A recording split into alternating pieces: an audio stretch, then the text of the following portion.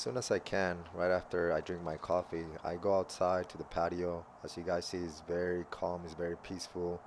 I like to look at the wildlife as well, see what they got going on, see if I see some kind of crazy bird flying away like this one over here. And then that's a great way to start my day.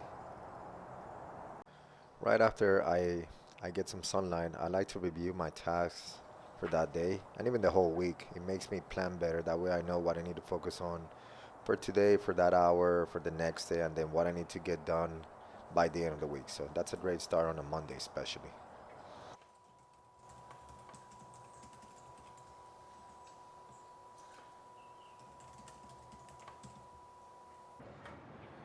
All right, man. Today we got a session with Coach Dean. We're just gonna drill with the gi. Actually, I just signed up for the IBJJF for Lauderdale Open. It's happening in 3 weeks. Usually, I sign up a little bit before, like maybe like 6 weeks to get a better pricing. But I found out that sometimes you get injured closer to the tournament because you ramp up your training volume and intensity. So I rather pay more nowadays, but I'm more certain that I'll do the tournament because the closer it gets to that tournament day, the price goes higher. So I just got done paying gi and no gi.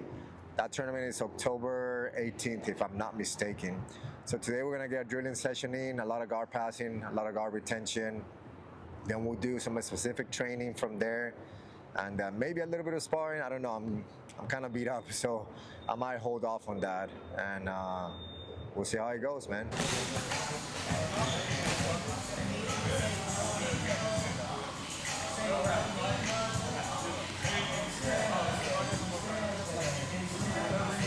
No. Ugh. You warm up?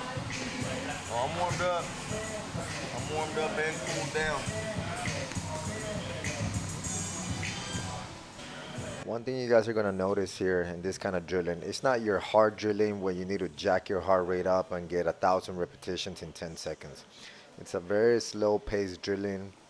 Get the heart rate up a little bit, but kind of just move around and see how the body's feeling, where the weights start, the angles. So it's a different kind of drilling. Again, it's not your typical 100 mile per hour drilling.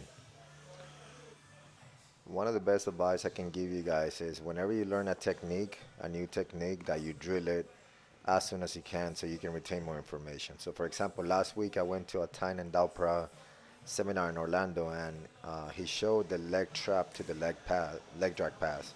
So this is what I'm working on right now. Again, very slow, nothing too fast. I just want to make sure that I hit all the details that he mentioned in the seminar.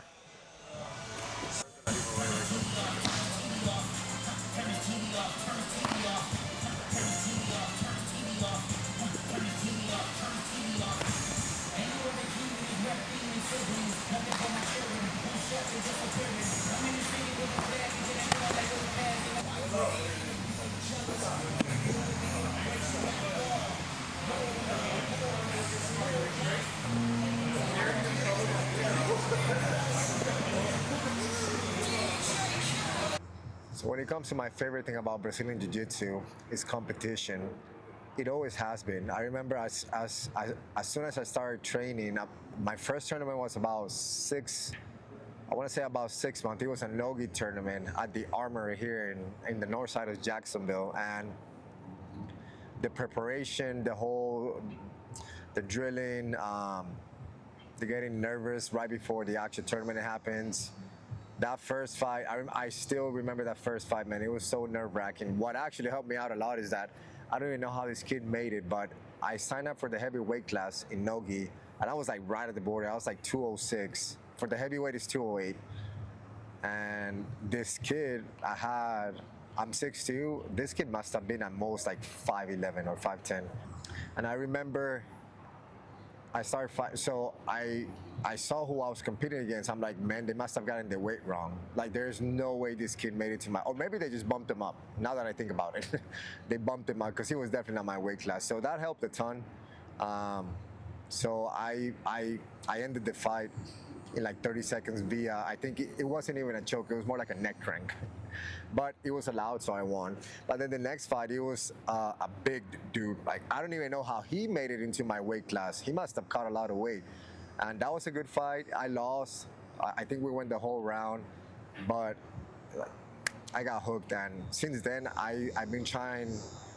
I've been trying to compete as often as possible. Of course, throughout the years, I've gotten injured and I've shifted my focus a little bit away from competition and more to the business side of things, which has helped me actually in the long term to keep doing jiu-jitsu. See, I understood very well early on, must have been my dad or my mom. They always told me like your career as an athlete is very short-lived. And matter of fact, one big injury can stop all that. So very early on, since my blue belt, I would say halfway through my blue belt, I started to focus more on the business side of things. Not leaving away the competition side, but it wasn't definitely like my priority. And because I make my living from jiu-jitsu now, I'm able to still compete. Some guys that went full on with competition, not minding how they were gonna make a living out of jiu-jitsu later on, they can't compete anymore because they got jobs that stop them from having the freedom of training. So even though I wasn't able to maybe compete as much early on in my jiu-jitsu, I can still do it now. These guys cannot. So that's something that I want to tell you guys. If you're on the younger side of things and you love Brazilian jiu-jitsu and you want to compete, get after it, man. But also start thinking about how you can make a living out of jiu-jitsu so you can keep doing jiu-jitsu for the long term.